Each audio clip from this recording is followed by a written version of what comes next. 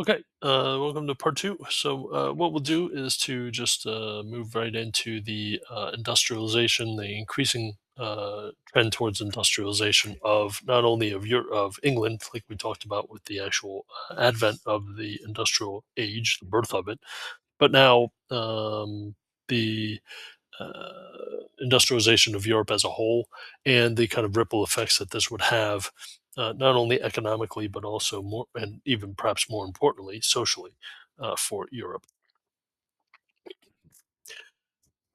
As far as from a worker's perspective, the industrial age was one of hard work, to put it simply. The typical working day lasted between 12 to 16 hours per day for 6 days a week, with a half hour for lunch per day. There was no minimum wage. There was no security of employment. There was no workers' compensation for those that would be either unable to work or were hurt on the job. If you were hurt on the job and could not do your job, you were replaced. Um, there was no paid time off of any sort. There were no pensions or retirement plans. Um, so as a result, in its purest form, in the early stages, the early decades of the industrial age here, it was, workers did not have any real workers' rights that we would know today. There were no real unions at this point, and the efforts of workers to organize themselves was really very minimal in many respects. I mean, there would be efforts to for small segments of the workers' base to begin that process, but I mean, it should be said that the um, overwhelming amount of leverage was in the hands of the industry owners themselves, and the benefits and the accomplishments that we know and enjoy as workers, particularly wage earners, hourly wage earners today, did not exist during this period of time. And very quickly, workers begin to immediately recognize that, and they begin the process of organizing unions for themselves. Child labor was, was alive and well during this period of time. Children were easily exploited. Of course, they were more submissive to adult authority. They were cheap. Oftentimes, children were only paid a third to a sixth of a grown man's wages, and they were also plentiful. In 1821, about one half of Britain's population was under the age of 21. By 1838, children under age 18 made up 29% of the workforce in cotton mills.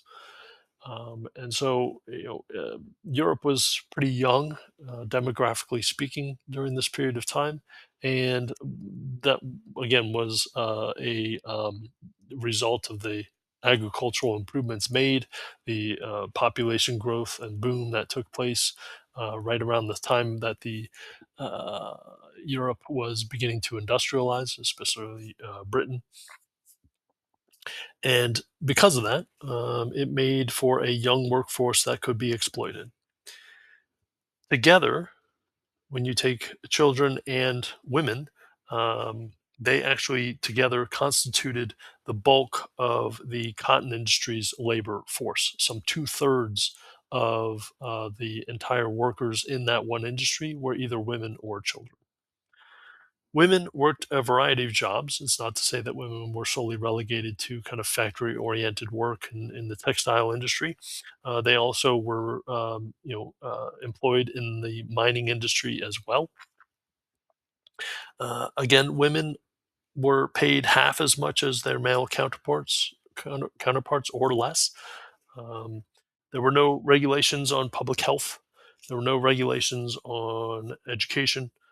There were no consumer protections. So food standards, housing, all of these things were haphazard in their approach and their application.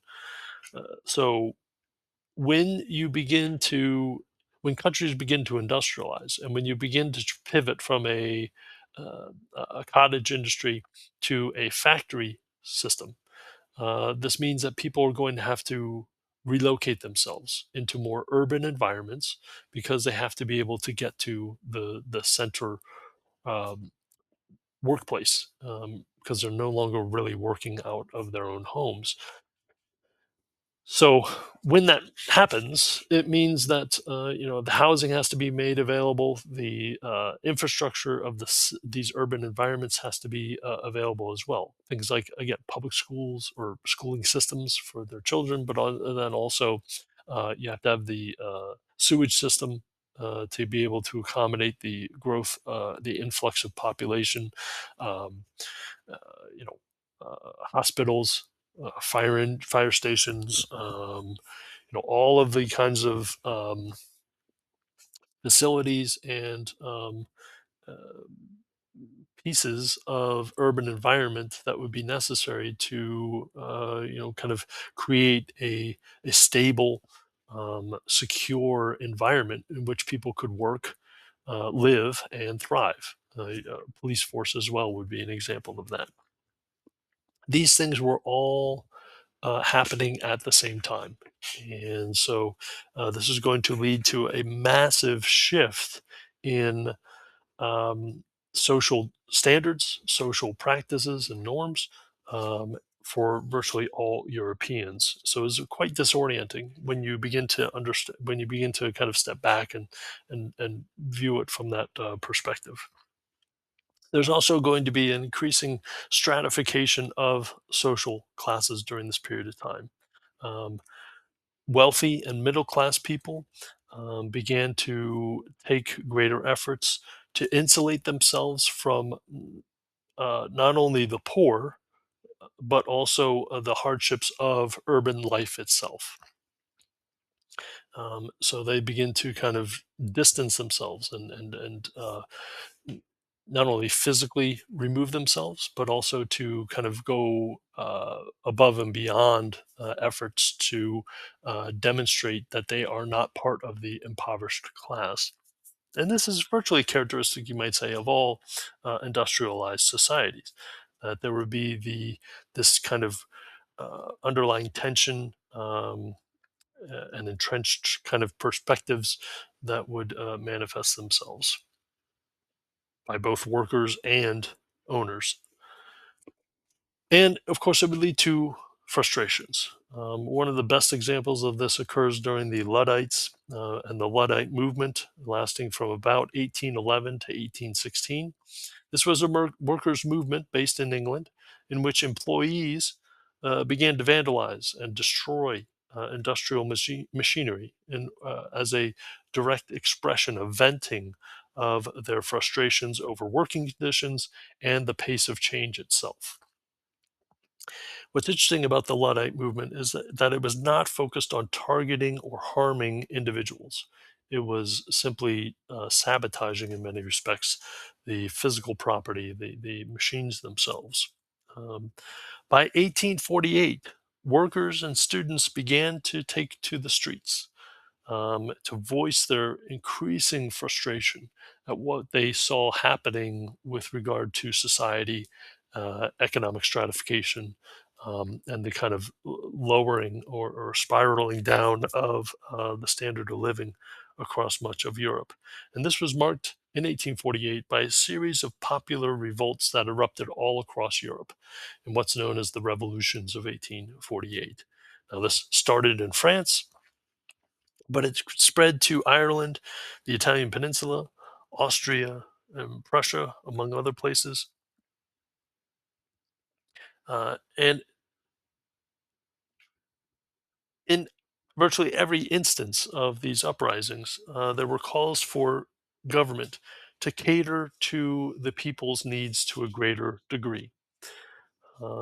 We see during this period of time an appeal being made to ethnic nationalist sentiments, or what we might describe as ethno nationalism. This is where nationalism was steeped in, it was based on common cultural heritages. Um, this had kind of a broad universal appeal in more homogenous states, places like Germany or France or Italy.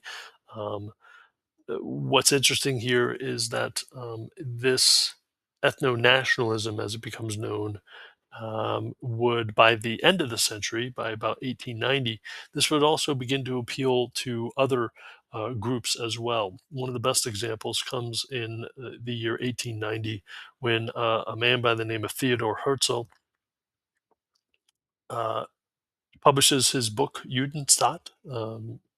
Herzl was a German Jew, and he published his work, The Jewish State, in which he begins to kind of lay out this idea of advocating for the establishment of a Jewish state, a Jewish homeland. Why? Well, throughout this period and throughout much of the history of Europe, Jews had suffered at the hands of Christian minorities. And so here Herzl is going to begin to champion an idea of what we would today describe as a notion or a sense of Zionism, that the Jews deserved a state of their own, to shield themselves from this kind of these periodic purges and pogroms that targeted them in and across Europe, again, throughout much of the history of Europe.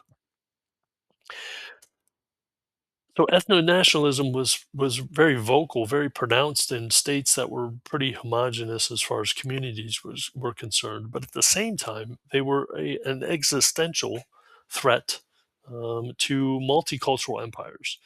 States like the Austro-Hungarian Empire, for example, where in 1848 the Hungarians within the Austro-Hungarian Empire itself begin to rise up, and they want to uh, have greater autonomy. They want to be able to go their own way with regard to diplomacy and establishing contacts with their own other states of Europe.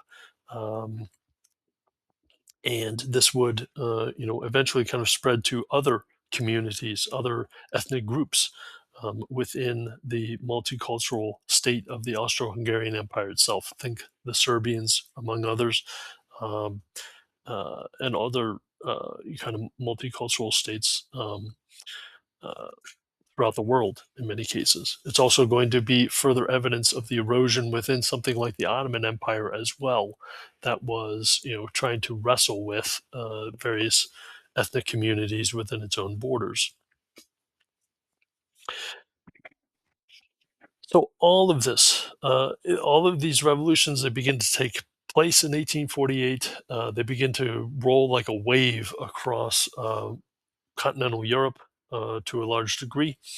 They were all of them largely short lived and brutally repressed by a more conservative, established regime or series of regimes stemming from the post Napoleonic era itself. All of these revolts again failed. This included a brief constitutional experiment within the German Confederacy itself, which was, just completely deemed null and void by the more conservative aspects and uh, elite members of German society during that period of time. What is perhaps the most significant thing about these revolutions of 1848 is not actually maybe what took place during them, but what actually comes about as a result of them and the aftermath, in which we see the rise of new political philosophies, namely that of Marxist ideology, bearing the name or taking its name from one of its chief authors, that of Karl Marx. Karl Marx, for his part, was a German philosopher.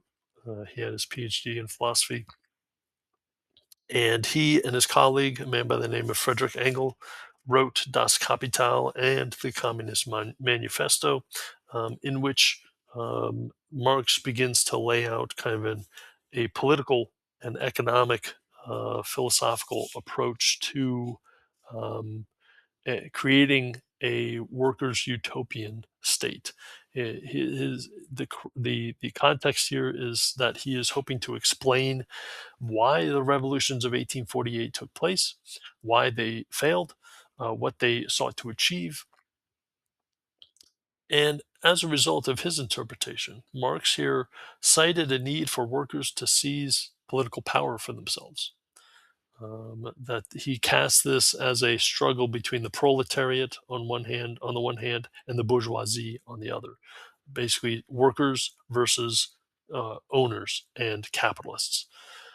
So the proletariat was the workers, and the bourgeoisie were the elites, the kind of owners of production. The ultimate goal here, according to Marx, was to create a workers' utopia, ideally a stateless society where private property was abolished and communal resources would be shared equally among all members of that given society. Um, so that everybody would be able to partake, contribute according to their means, and take according to um, uh, their needs. So um, when that would occur, when you took away property possession as a source of greed, a source of corruption in the eyes of Karl Marx, this would lead to government not being necessary because it would lead to a utopia in which everybody shared everything else. And if people have equal access to everything that they need, this is going to minimize corruption. It's going to minimize the need for ownership, and it would lead to ultimately a sense of statelessness because people would be able to kind of, in essence, govern themselves. This in many respects is reminiscent of what we talked about with regard to Christian utopianism as a response to the humanist philosophies coming out during the not only the Black Death but also expressed as a result of things like the Renaissance as well. If you remember our talks about Thomas More and Desiderius Erasmus, Christian scholars that or thinkers that tried to resolve this conflict between Renaissance thinking and the empowerment of human beings and the human experience. How is the Christian Church going to resolve that? Well, here we see something very akin to that, parallel to that, with regard to now economics, social order, and wealth. I'm going to pause for a moment. So Marx's ideas here were entirely class based. I mean that to create a workers' utopia, overthrowing the owners of production, um, and he believed that these revolutions of 1848 were really a harbinger of things to come. That revolution, the communist or Marx, the People's Revolution, the Workers' Revolt, would be led by what's called the vanguard of the proletariat, an elite inner core of organized workers leading the charge uh, to overthrow the established order of things.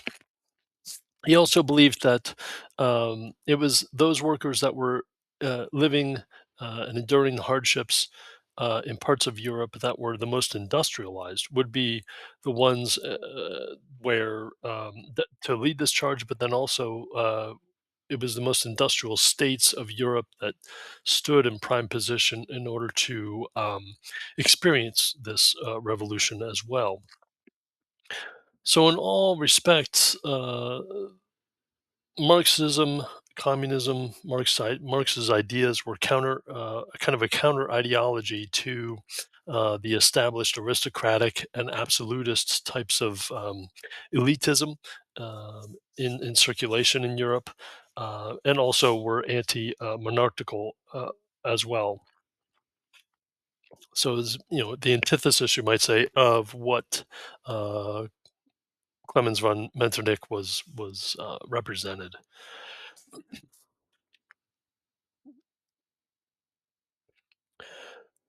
Now we'll turn attention towards other kind of scientific approaches and studies and theories being postulated during this period of time as well. Looking not too far beyond the revolutions of 1848 and Marx's ideas beginning to circulate thereafter, uh, Charles Darwin, a biologist, um, proposed his theories of evolution in his one of his best known works, The Origins of the Species, which he published in 1853. And this became, over the next several years and throughout the remainder of the century, a bestseller. It led to the reorientation of social philosophy entirely. I mean, that was based on um, notions of survival of the fittest, and natural selection were kind of key turns of phrase that he coined in his work. Um, and what happens is that this begins to have social consequences, or begins to be applied in the social sphere itself, which would lead to um, two new approaches or concepts: social Darwinism on the one hand, and reformed Darwinism on the other. So by the late 19th century, social Darwinism was a school of thought that nature should act as intended, and that the natural order of things should just simply run its course. Um, and this was largely adhered to and promoted by the social elite. That if the natural world operated on the concepts of survival of the fittest and natural selection, then human society should do the same. And this would promote the people with the most resources at their disposal, or the most wealth at hand, in order to ensure their own survival. And that was, in the eyes of the obviously elite few, they thought that this was perfectly fine and that this was the natural order of things. That those that were not well equipped, those that were at the mercy of the forces that be, nature itself, that they would die off, that they would succumb to not having the ability, the resilience to carry on. And this was as nature intended in the eyes of social Darwinists. That those best fit to survive would be the ones that would be best off, and society would thrive as a result of this, because if you're ensuring the passage of genes from one generation to the next, then it's those genes that are being passed down generation after generation of the most qualified, you might say, to ensure the survival of the species itself. In many respects, the takeaway from this, and as we move forward from Darwin's Origins of the Species, is that this was not only a classist perspective, kind of the elites versus the masses, you might say, but it was also increasingly racist, in that racial hierarchy began to be legitimized in many cases by social Darwinists of Darwin's principles. That there was a racial hierarchy of the most fit that were able to prosper. That this was, white Anglo-Saxons that were the ones that were had the most wealth and means and instruments at their fingertips in order to ensure their survival. Again, this is not Darwin's ideas; these are interpretations of Darwin's theory. And that was one interpretation. There was also Reformed Darwinism, which took almost entirely the opposite view, um, which, according to Reformed Darwinists, that the ideas of Darwinism itself and the theories postulated um, justified greater government empowerment and application, and involvement in the social sphere, to provide a social infrastructure for those that were in need, and that this would result in a more robust, a more empowered society, and would aid in cultivating and advancing civilization overall. Um, that there would be the installation of a social safety net. So think things like government being used to create and maintain a public education system, um, to use government to reform and rehabilitate ex-convicts to become productive members of society once again. So this is getting kind of back into more maybe enlightened principles as far as uh, John Locke and his ideas that if you created and exposed individuals to healthy and rewarding kinds of experiences in their daily lives and their life experience, that this would create the building blocks for creating an idealized utopian society as a whole. Well, the same kind of context is being applied here, or argued here in the Reformed Darwinist school of thought. That another kind of measure of the social safety net was that government would provide aid and assistance to the poor and the most vulnerable in society. Think women and children in particular. That government should and was justified in extending unemployment benefits and also providing health care to those that were in need or to members of the society as a whole. And the rationale behind all of this uh, argued that modern advancements in industry and technology was the result of people's hard work. And this was why, um, you know, everyone should reap the benefits. I mean, why should if workers in the factories are the ones that are, you know, integral to indispensable to the industrial machine itself. I mean, to the running of things.